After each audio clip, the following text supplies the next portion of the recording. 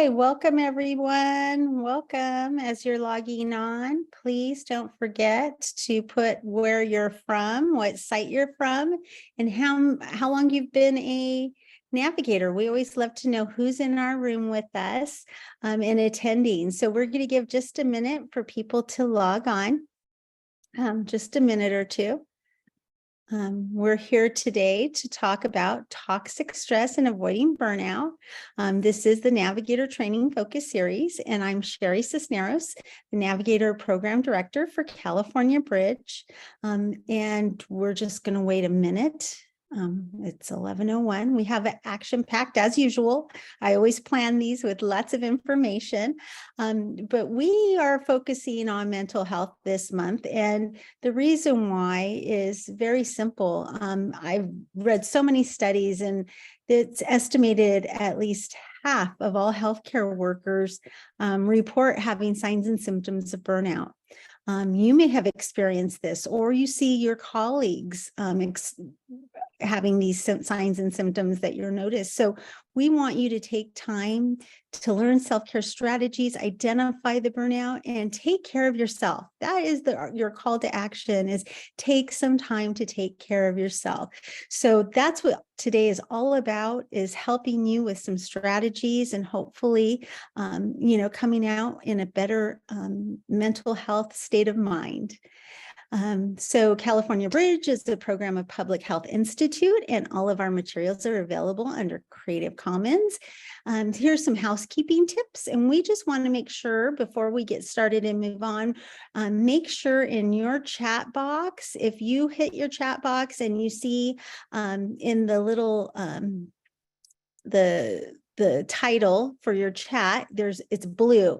It should not say host and panelist. It should say to everyone. If you can make that adjustment right now, because if you have a question and put it in the chat, we really want to make sure that everybody sees your question, because it's probably really important and somebody else was going to ask it. So I always want to make sure that you do that. So welcome Juan Gutierrez from KP Fresno. Welcome Alexis Santa Rosa.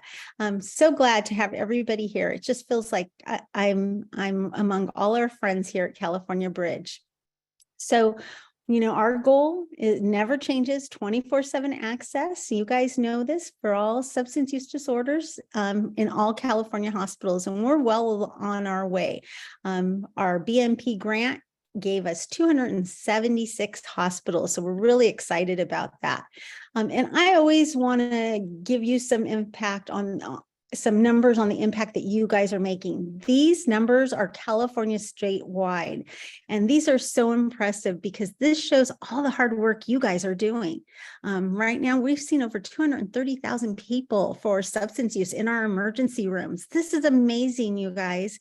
People are actually getting treatment, and they're getting help, they're getting support. And the biggest thing is MAT with buprenorphine was prescribed. Look at how many times, 76,000.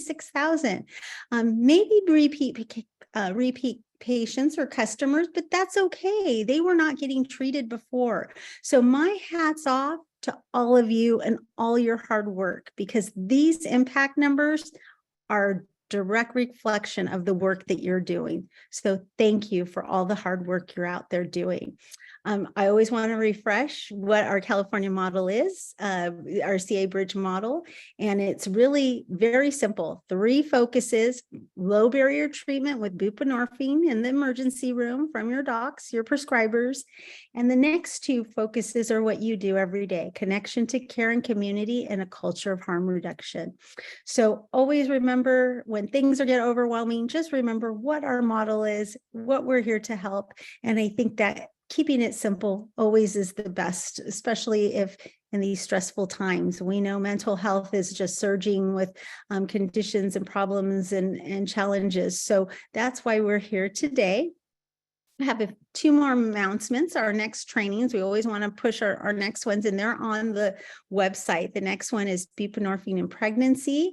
That will be with our Dr. Gonzalez and Dr. Feldman. And then we have our substance best practices for substance use disorder in youth at the end of July. So both of these are in July. You can sign up on our website. And this Navigator Focus series for youth was directly a reflection of your comments and your suggestions to have this type of training. So we're here to make satisfy your education needs. If you know anything else, have any other topics for us to discuss, let us know. Put it in the chat or email me. You guys know our email. The simplest way is mentors@cabridge.org. So without further time involved, I just want to thank Jasmine Nakagawa. She is here today, and I called Jasmine a couple months ago and said, hey, I heard this topic, and can you guys come and help and talk to our navigators? And she was so gracious. And I mean, wow, what this partnership is amazing with Cypress Resilience Project. That's where she's from. And she was like, yeah, let's do mental health first aid training. Yeah, we can get you a speaker. And she's here today. I just want to thank you, Jasmine, for your partnership and your dedication to helping our navigators. This has just been really so wonderful for us and for our navigators. And so without that, I'm going to hand it over to Jasmine. Thank you so much, Sherry, and thank you everybody for having me. I'm really, really excited to be here and to be part of this effort to work with all of you. I'm just incredibly humbled in hearing about the work that you've been doing. It's not an easy job, right? You all are kind of on the front lines, working day in and day out in situations that are unpredictable, that are really challenging. And so I think that this is a topic, like I'm so glad that California Bridge is highlighting the topic of mental health and toxic stress and burnout for you this month, because I think it's really relevant to the work that you do. The other thing that I've been thinking about as in preparation for today is that in addition to the role that you do professionally, everybody in this room is somebody, right? So we talk about that in mental health first aid training. You all are, you have so many relationships in your personal lives where you may be supporting folks around you with their various mental health challenges. You're thinking about the different things that are going on with you at work and in your personal life. And so when you're here today going through this workshop, I just really want you to be thinking both about your professional life and how you might use some of this information to be more present and accessible to all of the people around you, but also to take care of yourselves in this really important work that you're doing. So again, my name is Jasmine Nakagawa. My pronouns are she, her, and I come from Cypress Resilience Project. So Cypress Resilience Project is a program of Public Health Institute as well.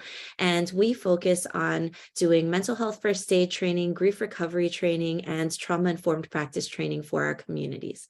I want to be really clear, I'm not a clinician. So I've got actually a master's in business. I'm a mental health first aid instructor, and I'm a grief recovery specialist.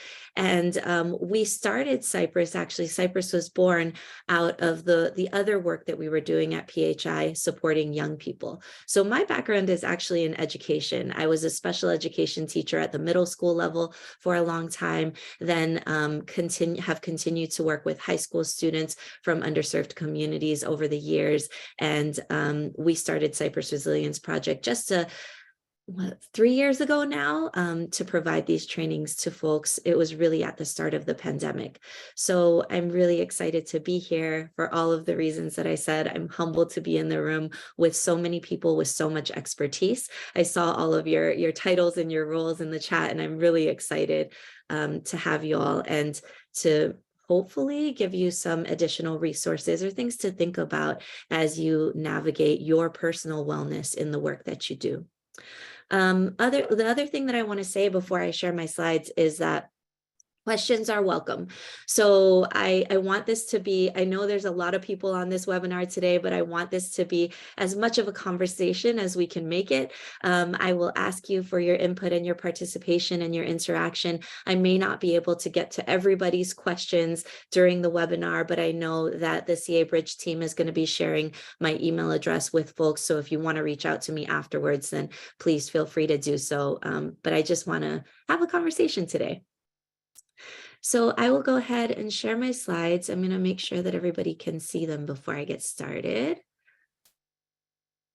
Can you see this? Yes, I see Sherry nodding. Great. Okay. And then let me make sure that I can also see my chat. Okay. So our learning objectives for today are to understand, the different terminology that's related to toxic stress and burnout. We're going to have some common definitions, a shared mental model of what toxic stress and burnout is. And then we're going to talk a little bit about what happens in the brain when we experience that toxic stress, right?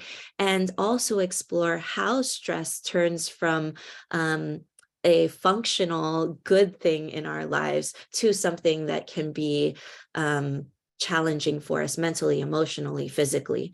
And we'll think through all of the impacts that toxic stress can have on our health, as well as to underline some of the things that our brains need to support our health and well-being when we're dealing with stress. So we're moving sort of from this understanding of definitions and understanding what happens in the brain into what are some of the actions that you might be able to take that are really practical and tangible and that are accessible for you as you do the work that you do. So I want to start by saying, for those of us who have lived experience with trauma, I think many times when I am working in community, I'm training folks who are in jobs like yours. The whole reason that you're here is because there's something in you that is tying you to the community that you serve, right? There's a reason you've got that. You want to help others. And so for those of us who have that sort of service orientation, that lived experience of trauma or grief, maybe for ourselves, that make us be able to relate to the folks that we serve, we know that it can be really difficult to talk about some of these things. When I see all of the clinicians that are in the room, like folks who have lots of experience and expertise in the room, I think you probably have a lot of this knowledge of terminology already. But when it comes to applying it for yourself, that's where we're not so good at it, right? Like sometimes it's a lot more difficult when somebody's like, hey, but what about your healthy boundaries? Or what about your self-care? Like, when are you going to take some time off? And I know just for myself, like I'm inundated constantly with messaging about, hey, Jasmine, you got to take care of yourself. Otherwise, you're not going to be able to be present for others that you want to help, or, but that can feel like a burden. Like, where do we start? So we'll talk a little bit about that today. I love this quote. It just says that the expectation that we can be immersed in suffering and loss daily and not be touched by it is as unrealistic as expecting to be able to walk through water without getting wet. So I realize that you are constantly immersed in situations in your job and in your life where you are interacting with unpredictability and difficult situations. And it is totally unrealistic to think that that's not impacting us, right? We've got to first acknowledge that it is impacting us. And we'll talk about that. Okay, so I want to start with the definition of trauma. And we'll get to this question at the top, why talk about trauma if we're talking about burnout? But I think this is a really good place to start. So let's examine this definition of trauma. And I'll read it aloud to you, but I want you to be thinking about what in this definition stands out to you, okay? So individual trauma results from an event, series of events, or a set of circumstances that's experienced by an individual as physically or emotionally harmful or threatening and has lasting adverse effects on the individual's functioning and physical, social, emotional, or spiritual well-being. It overwhelms an individual or community's resources to cope and frequently produces a sense of fear, vulnerability, and helplessness. So are there any phrases or words in this definition that you think stand out to you? I'm just going to watch the chat to see what folks are thinking.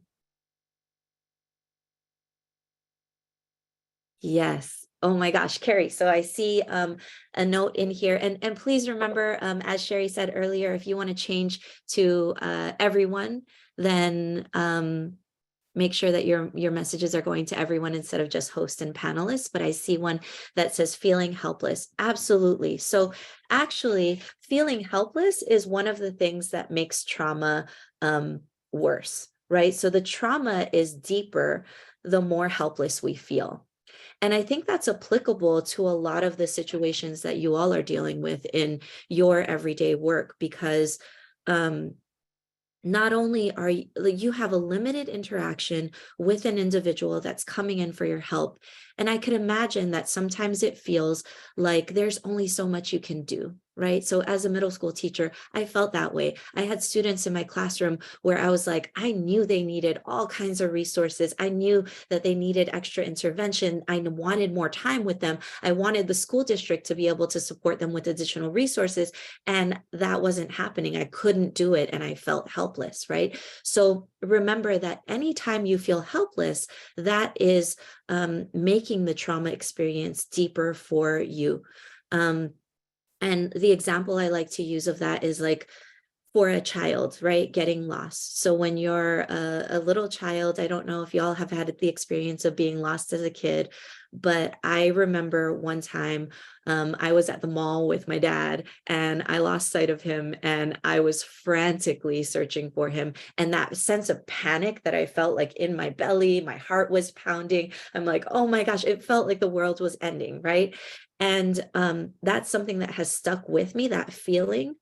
But if you think about the experience of being lost as an adult, it's different, right? Because like you're like, okay, well, I don't know exactly where I am, but and maybe you're a little nervous, but okay, I'm going to pull out my phone and map where I'm going, or maybe I'll call somebody who knows the area a little better than I do. Like you have resources. As a child, you're helpless. And so that feeling, that traumatic experience of being lost can stick with you in a different way than it would for an adult who's lost. And so just that feeling of helplessness is absolutely an important part of this definition. I also see, Paula, that you said threatening. So I think that's also an important point to make, right? Because when so we have to remember that a trauma is not necessarily just something that actually harms someone, but trauma can be caused by the threat of harm, right? It can be caused by someone feeling like they could have been hurt in the situation. And that could be just as traumatic for the person as if they were actually hurt. So that's a really important part of this definition as well. And then I see a few folks saying lasting adverse effects, right? So the adverse effects on individuals functioning, lasting adverse effects, lasting, yep. So this idea of like that it lasts over time, right? That it's not something that just happens to us and then we can get over right away, that it has impact on everything that we do in the world, our physical well-being, our social well-being, our emotional well-being, the way that we relate to other people, our spirituality, right? It can impact all of that. And then I also see, who was it? Somebody put in here, yeah, Jamie, the set of circumstances is new. So yes, I love that you brought that up too, because when we think about trauma, often I think we think about acute trauma, right? Like a thing happened to someone, right? This event happened to somebody that caused them to be traumatized, that caused that emotional or mental impact for them. But remember that trauma can be caused by a series of events or somebody's circumstances over a prolonged period of time, right? So maybe somebody has lived in a situation where they felt unsafe for a long period of time. And even though there was not an actual event where they were harmed, that feeling of being unsafe for a long period of time could be it's the trauma, right? Maybe somebody didn't have access to the resources that they needed for a long period of time. So it could have been like they didn't have access to the medical care that they needed or the food that they needed for a long period of time. And that could be the trauma, right? So when we talk about circumstances, that's what we mean, is like that it doesn't have to be acute trauma. It can be chronic, where it can be a set of circumstances that someone has had to endure that causes the impact of that trauma. Yeah. Thank you so much for your participation and for those notes. And absolutely, like Ralph, I see your comment as well, that fear of failing absolutely can contribute to that feeling of trauma, to burnout, because it is a set of circumstances that you are having to endure for a long period of time. It's that constant level of feeling pressure or feeling stress or feeling like, what if I can't help this person, right? And that's real. So I appreciate everybody's contributions to this. I think it's important for us to ground ourselves in this definition of trauma, and we'll talk a little more about how it relates to burnout. Okay, so first let's look at some definitions, right? So here I have some common definitions, common terminology that's associated with trauma. I've got the ACEs, so adverse childhood experiences up here, acute trauma versus chronic trauma, which is what we just talked about, right? A single event as opposed to multiple traumatic events or traumatic circumstances over time. And then we've got toxic stress. So we'll talk a lot about this in this presentation, but toxic stress is when we have that high level of activation of the body's stress response, but that's lasting over a long period of time for someone and starting to have adverse impact on their physical well-being, their mental well-being, their emotional well-being. We also know that there's vicarious trauma or secondary trauma, right? So understanding that exposure to the trauma of others, so like even if you are not the one who experienced that set of events or circumstances or that single traumatic event, that when people are telling you about what they've been through day in and day out, that's a big burden to hold, right? You internalize that. It becomes the thing that you're thinking about while you're laying awake at night. And so we have to recognize that vicarious trauma is real, and that it's something where we might start to hold on to the stories of others. And then compassion fatigue, where that constant level of activation or stress, if we don't find ways to mitigate it, if we don't find ways to ensure that we are taking care of ourselves, then it can lead us to feel like, there's nothing we can do anymore, that we don't want to help, that there's this cumulative effect on our well-being.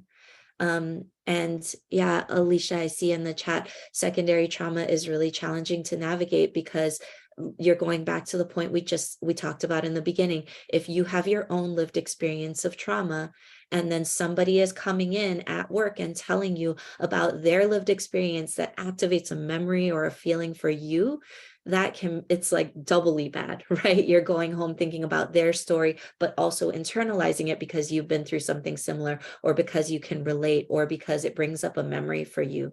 And that sticks with us. Absolutely.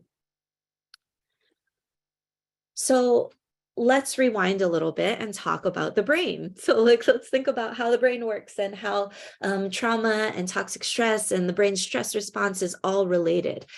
So in this slide, I love this picture, but it shows us, so this blue circle that symbolizes where our prefrontal cortex is, right?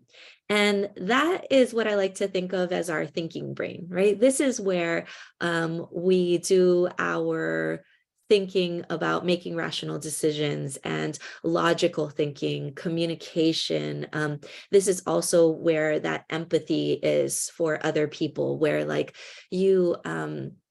where somebody comes in and tells you what's going on with them, and you can empathize, you feel what they've gone through. And then moral awareness also lives here, right? So all of this in the prefrontal cortex, that idea of what is right and what is wrong, feeling empathetic, being able to think logically and process all of the different pieces of information and come to a decision. And then we've got our limbic system. Our limbic system is in charge of our emotions, of our behavior, of our core motivation, right? So just think kind of that animal instinct part of us is how I think about our limbic system. And when we think about human evolution, like we needed both, right? We had ancestors. Our ancestors were hunter-gatherers. They needed both. They sometimes needed to be able to think logically and to communicate and to have an idea of what was right and wrong and to have empathy for other people. But they also needed that survival instinct because they're out there hunting and there's danger out there. And they needed to make sure that they could react in a situation that was dangerous or that where they needed to make a quick decision, right? So this is not to say that one part of the brain is more important than another. Everybody needs both. But, oops, I went too far. But when we are triggered or activated, right? When we're activated, our thinking brain goes dark. So there's actual like brain scans, images that show this, that when somebody is in a state of activation, when they're escalated, that thinking brain part, that prefrontal cortex goes dark, right? And the part of the brain that is in charge is that limbic system. So let me ask you this. Why do you think that was important for our hunter-gatherer ancestors? And I see John already jumping into the chat. Yeah, fight or flight. So tell me more about that. Why do you think it's important? Okay, I see someone saying survival, to ensure our safety. Absolutely. Yeah, protection, right. So if you are out there hunting for food, right, and you see that there is a tiger approaching you, then you don't need the part of your brain that's going to be like, huh, I wonder if that's a tiger. Okay, well, that's a tiger. Tigers are dangerous. I wonder if it's a nice tiger or if the tiger intends to attack me, or maybe it's not a nice tiger. Like, wonder what that tiger's name is. I wonder how the tiger's feeling. Like, we don't need that part of the brain, right? So our body actually does us the favor when the tiger's coming toward us and we're out there hunting and gathering to shut off that prefrontal cortex and is like, limbic system, go. Right? So that idea of just having that stress response activate your body is really, really important. Now we saw fight or flight in the chat, right? I'm also thinking about two other responses. So we could also freeze and we can appease, right? So some people call appease fawning, but I prefer the term appease. So for fight, right? We might jump into action and decide like, we got to fight the tiger. We can take the tiger, let's do it, right? Our ancestors might also be like, maybe it's a better idea right now to run from the tiger. Like maybe there's a chance I could get away, right? So maybe that's what we choose to do. In other situations, maybe we freeze. Maybe freezing is a really helpful thing for us because if we can completely stop, then the tiger won't find us. Maybe we're hiding, right? And then that freeze response is really important. And then let's say I have, I don't know, a bag full of food with me and the tiger is approaching me. Something else that I can do is to appease. What am I going to do with that bag full of food?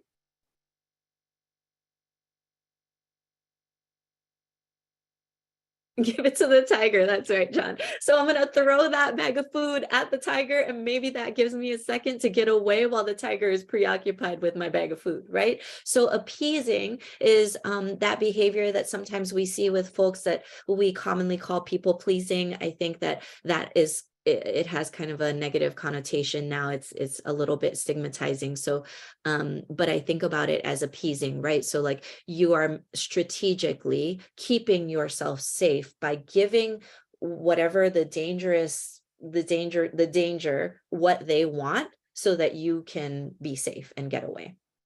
And so often when folks develop that habit of people pleasing or appeasement, it's because it's a survival instinct, right? If I can keep you happy, you're not going to hurt me.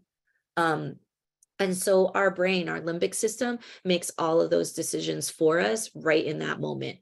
It's not gonna use our prefrontal cortex to think about like, what's that tiger's name? Or is that tiger a nice tiger or not a nice tiger? It's gonna just activate us, right? That's the purpose of our limbic system. So we know that stress is not really a bad thing, right? Stress serves a function for us. Like, it's actually really, really important. And if you look at the image on this slide where it says the stress performance connection, this is an example of that. You all have heard stories of like a mom who's been in like a child who's been in an accident, and a mom is able to lift a whole car off of their child to save their life, right? There's those things that we hear about where people suddenly get like super speed or super strength. That's because of stress. So your body is flooded with chemicals that activate you and have you at this optimal performance, right? You are moving quicker, you're thinking quicker, you are ready to fight, flight, freeze, appease, make those quick decisions. That's the function of stress. And so it's really important for us to feel stress because we can function at this higher level. However, when the body's stress response system is activated too frequently or for a prolonged period of time, then that can have a negative effect on us, right? And that's what we call toxic stress, is that when we're in that constant state of arousal, when we're in that constant state of being activated and operating up here, then that's not what the stress response was intended to do, right? We were supposed to be able to de-escalate from that and go back to our everyday lives. The threat of the tiger doesn't last forever, but when that stress response is in the body forever, then it can cause toxic stress and has really negative impacts for our well-being. So what do you think happens when we're exposed too often and too long to these stress chemicals? What are the things that can happen for us?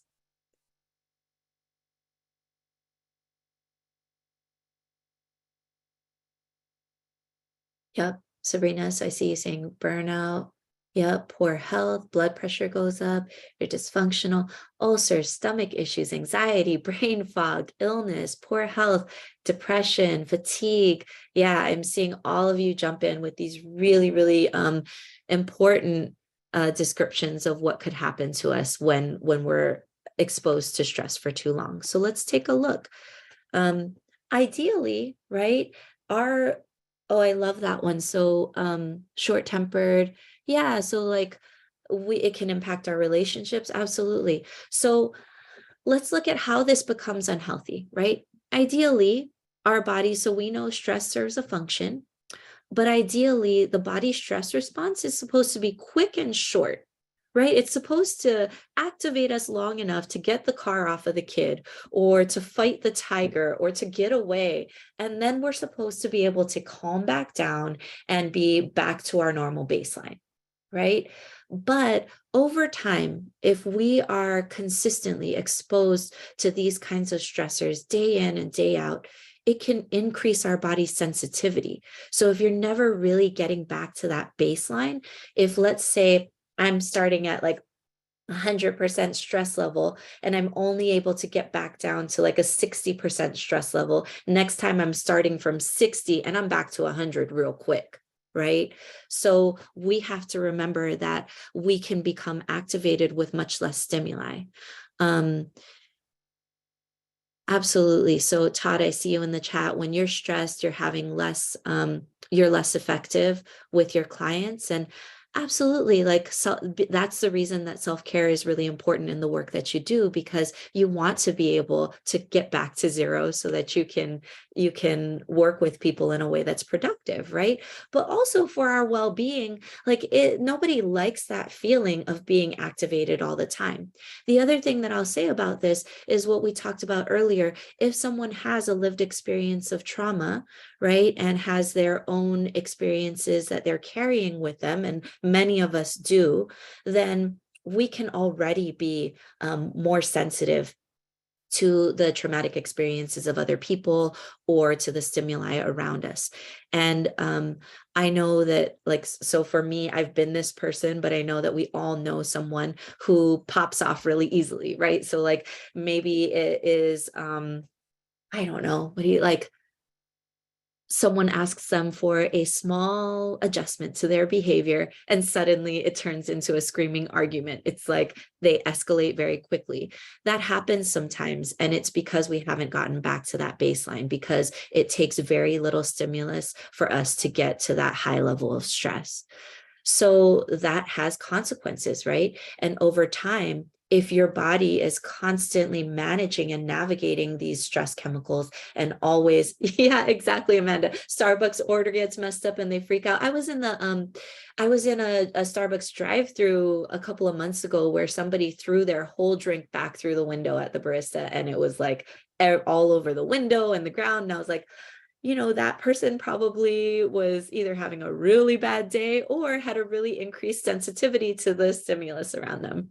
So just we see lots of examples of that in our everyday lives, and it has health consequences for us, right? So over time, if we're navigating the cumulative effects of all of that stress building up, never getting back to our baseline, always activated, kind of really, really like a short fuse, right? And then it can impact things like absolutely what Carrie's saying in the chat, compassion and empathy when you're dealing with other people, like in your personal relationships, being able to like tolerate a habit that normally doesn't bother you in somebody else, or, just all the things, right? So it also has physical consequences. Now, I want you to take a look at this slide and just kind of read through the physical consequences that I have here and take inventory. I'm just curious, how many of these have you experienced when you're feeling stressed?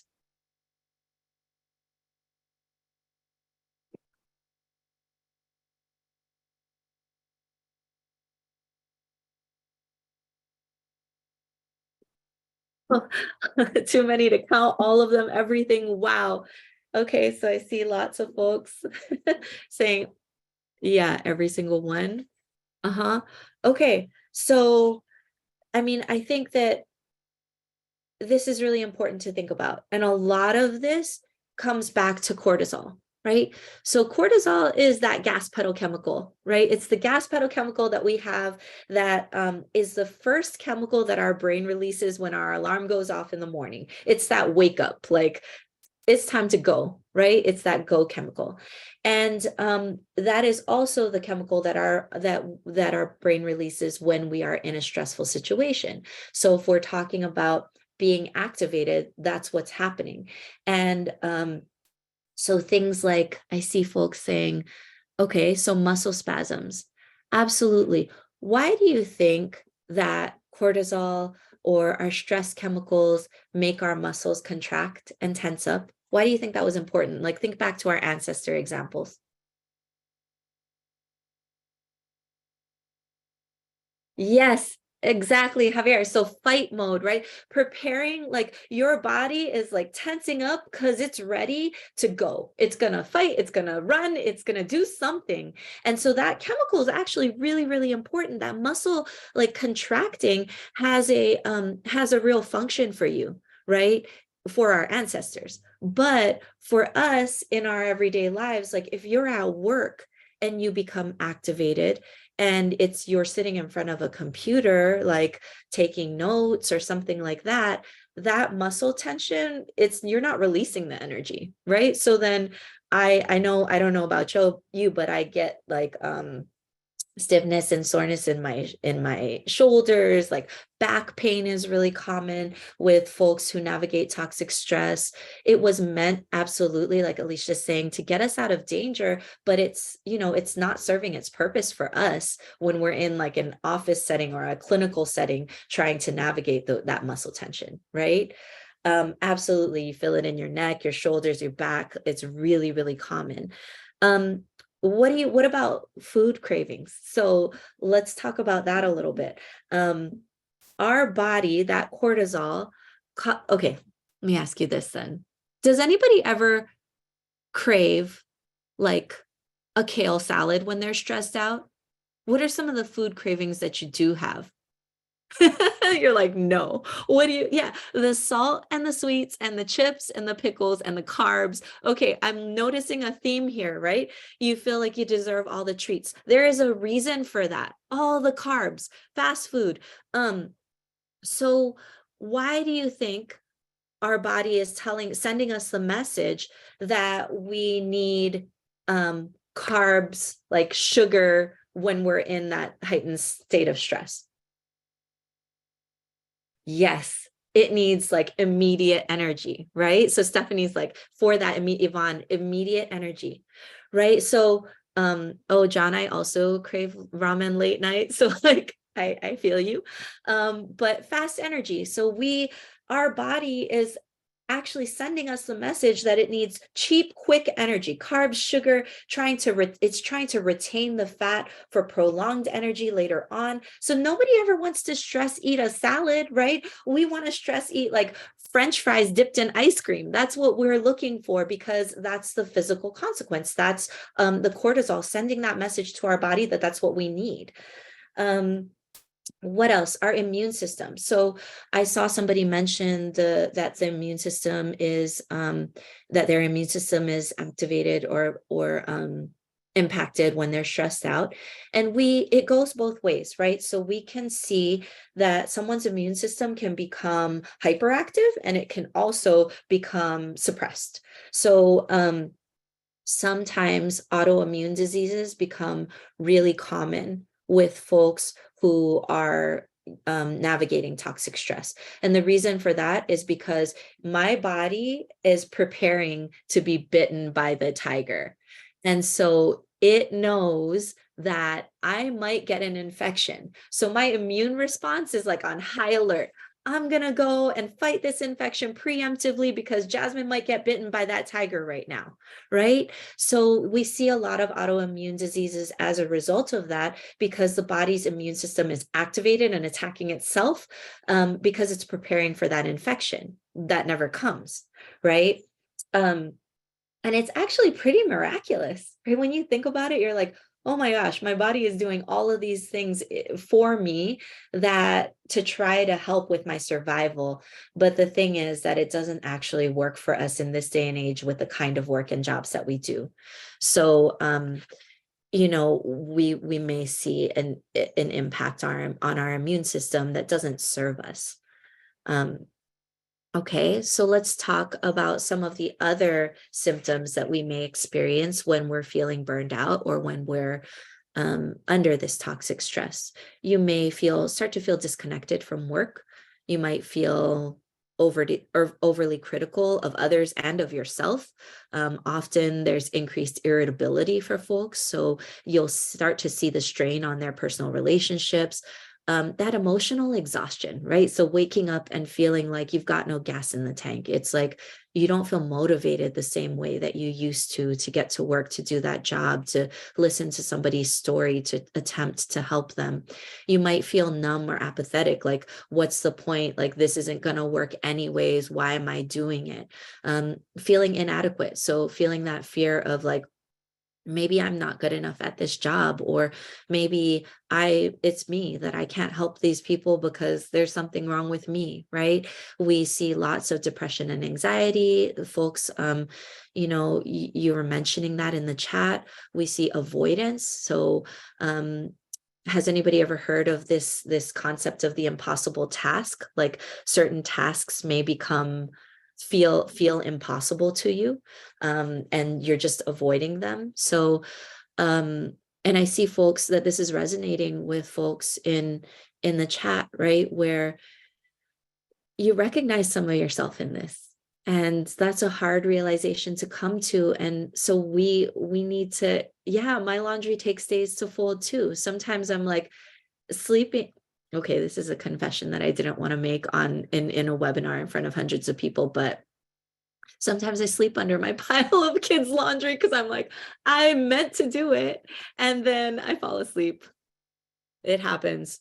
Thank you, Stephanie. I appreciate that. So, what can we do to manage the toxic stress that we're experiencing?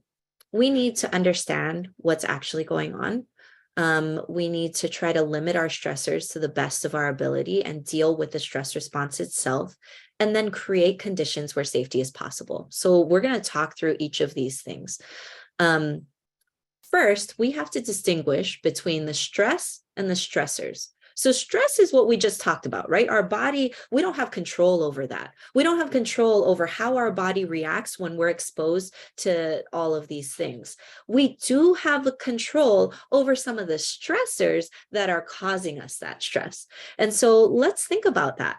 How do we deal with stressors? The first thing that we have to do is to identify what they are, right? And one of the things that is true for people who are experiencing toxic stress is that they may no longer feel the signals from their body that you're stressed out, right? It might feel numb to you now, and you feel disengaged. We talked about this.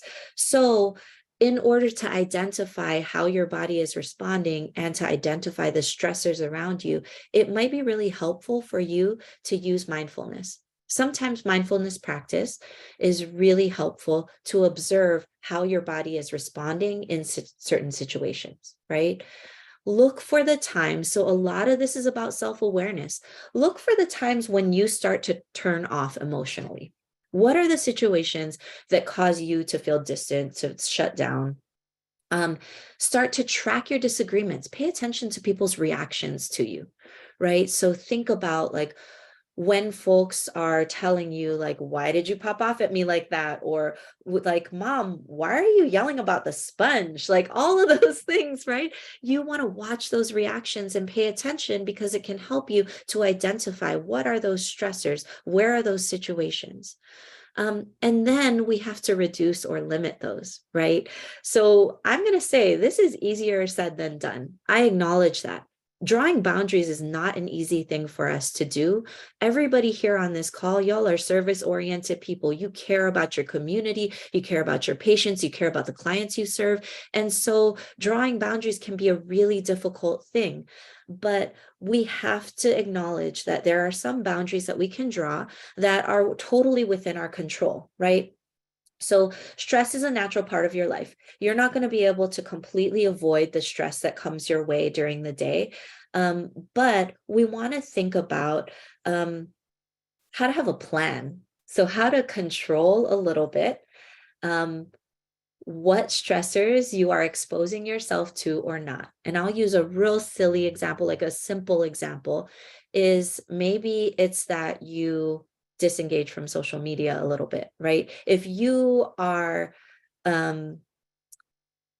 stressed out at work, you already know, you're at that 80-90%, your stress level is really high, and you're over here watching videos of like accidents that happened or something in the news that makes you feel even more stressed out. Like it's okay to just shut it down, scroll past it. You don't have to watch that thing, right?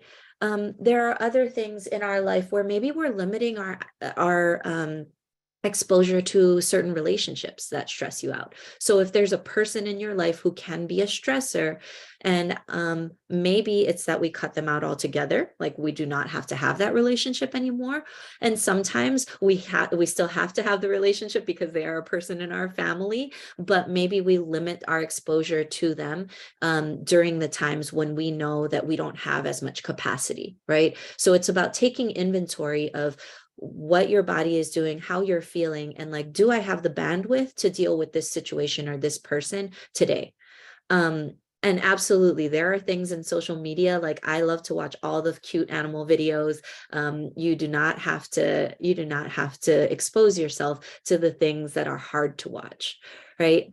Carrie, I love that comment that that your daughter is able to observe that. And so, yeah, exactly. Paying attention to the people around you. For me, I like to go to the gym and work out. And so my kids will sometimes tell me like, Mom, I think it's time for you to go to the gym. Like today is the day where you need an attitude adjustment. I'm like, oh yeah, that's right.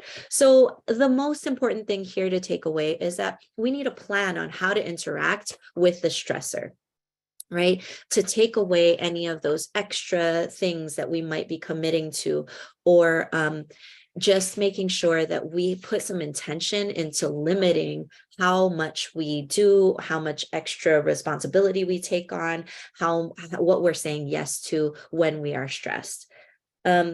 And then it's important, positive reappraisal, right? So you'll see the phrase on here, positive reappraisal. And that's basically like a lot of us engage in negative self-talk when we're stressed. And we know that that kind of thinking, that negative self-talk will reinforce that pathway. So we want to change the way that we frame things for ourselves. We don't want to think of boundaries as bad or stigmatizing. We need to make sure that we are saying, look, this is what we need to do for our well-being. So thinking about how to reframe things positively for us. I'm running short on time. So I am going to skip to this. So when we think about stress, I want to take us back to the intention of the stress. We are preparing for the bear. So in this example, it says a bear. I said a tiger earlier, right? Our body releases that cortisol. We are supposed to physically react to that threat. We're going to either die or be safe, and then we have to celebrate being safe. That's the cycle that our ancestors went through, what we're supposed to go through. But when we're burnt out, we are stuck. We are not doing that thing, right? We're not coming back to celebrating being safe. We're stuck in that place where we're preparing for the bear or preparing for the tiger, or we're physically reacting. We're stuck. So we have to complete the stress response by reenacting what was supposed to happen with our ancestors. We have to observe the stress response happen to ourselves, exert ourselves physically somehow, and then celebrate success. So our ancestors, right? They knew they were hungry, they had to eat. They had to go out and hunt. And then they come back to that campfire at the end of the day to celebrate that they hunted and gathered food for their families. So what are some of the things? So this is my favorite picture on this slide, is this what completes that stress response for us, right? It's the campfire. Often, I think in our professions, folks talk about self-care and what we're supposed to do for ourselves to make sure that we are well. And sure, we have to do some of that, but we have to do it in community. So our ancestors didn't go back by themselves to that campfire. It was returning as a community to the campfire to share stories, to celebrate the success of the day, to ensure that everybody felt safe and was back together. And so all of the things that are listed on this slide are things that we need as human beings for our well-being. We need to be surrounded by positive social interaction. We need that laughter. We need to cry together. We need to express ourselves creatively. We need to participate in joyful activity. And I think the thing that a lot of these things have in common is that sense of community that we do it in, right? We're not doing it by ourselves. So, some of the things that you can do in your everyday life is to build in micro routines. Create predictability for yourself to ensure that you know what to expect, right? And decrease the stress on your brain. This makes it so that you can manage those moments of activation. You need to build that completion that we were talking in the last slide back into your routine. Build in time for physical activity, for crying, for joyful activity, for creative self-expression, for affection, and surrounding yourself with positive social interactions. That's the thing that we need to do. And they don't have to be big, huge things. It doesn't have to be a big, huge vacation that you're waiting for at the end of the year. The object of this is not that you are that you're gritting your teeth and bearing it through a whole year before you go on this one big vacation that's supposed to fix everything. A micro routine is something that is accessible, that doesn't cost money, that you can build into your everyday routine, that refreshes and recharges you and helps you to be ready for that next interaction that will inevitably be stressful, right? Like stress is an unavoidable part of our lives.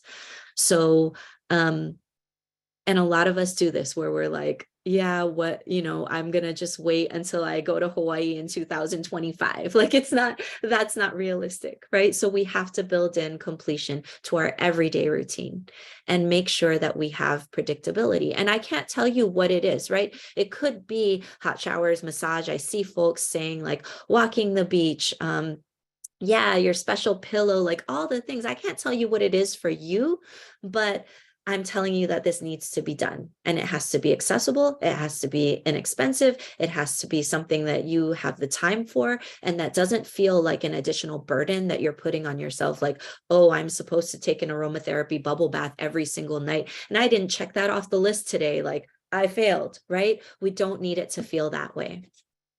And then the other thing that we need is safety for our brain. So this picture is my absolute favorite picture in the entire slide deck. And it shows, so two people, right? I'm assuming like a parent and a child, and their brains are interacting. Now, we know that our brains interact and are able to help each other heal. This is what safety looks like. This is what co-regulation looks like in a picture. We do this for each other without even saying anything. Has anybody here ever been in a situation where like you were having a really, really great day, then you encounter somebody and they kill your vibe, and it's like, after that encounter, you're like, this sucks, everything. Yeah. So Todd, you've had that experience, but we also have the flip experience where maybe we're having a neutral or a bad day, but we interact with somebody that positively reinforces us, that has that good vibe, that good energy. And then we're like, oh, I feel a little bit better, right? That's this. So if we can find those people in our lives that create safety, that is a necessary condition of healing. And the most important thing that we can do to help our brains is to ensure that safety. And remember that sometimes just being present with somebody that does that for you can be healing for your brain. I know, Carrie, isn't it beautiful? So I always think back to this image because we are socialized to think that we can do all this stuff ourselves, that we can navigate all of these interactions by ourselves. And that's not always true, right? We need community. We need other people to help reinforce that safety for us. And even if you're not saying a word, sometimes it's that our brains are communicating with each other and interacting, and that we can co-regulate for each other. So in conclusion, your body and your brain are miracles. Like I think every time I think through what happens with the stress response and what the purpose of the stress response is and how our brains are preparing us for survival, it blows my mind. I'm just like, this is incredible, right? But we have to figure out how to understand it and respond to it in a way that completes that stress cycle so that we can remain safe.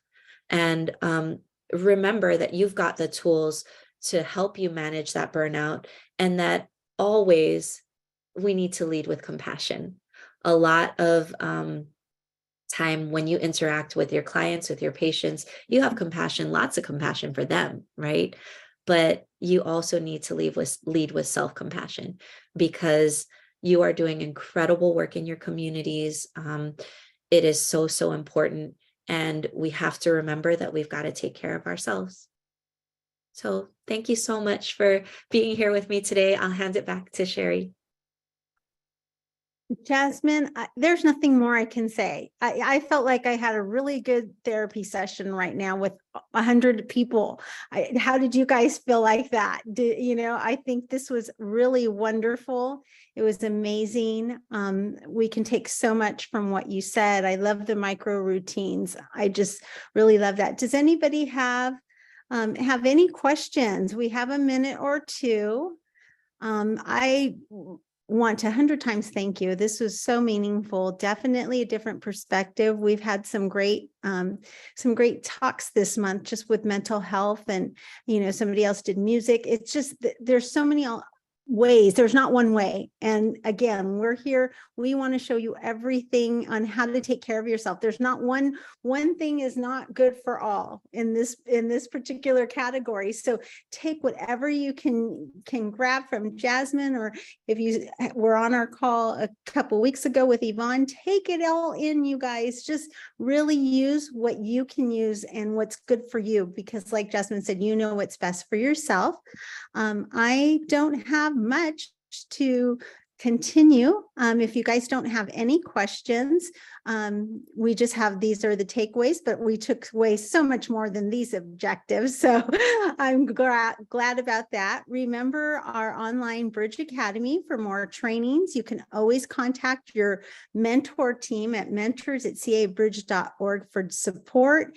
Here is our mentor team. In case you forgot, you don't need to know who your mentor is. At mentors@cabridge.org, just say, hey, mentor, this is the question. We're trying to make it as easy and as stress-free. We know remembering is sometimes stressful in itself. So again, mentors@cabridge. I'm Sherry Cisneros, and I thank you for spending your time with us this afternoon. If you have any more questions, feel free to Slack us, email us. We will put Jasmine's email, and visit their website, Cypress Resilience Project. They have lots of tools. One thing she had let us know is they have lots of tools and resources. So please always, check that out. All right, guys, until next time. Thank you, Jasmine. Thank you, California Bridge team. All right. Bye-bye.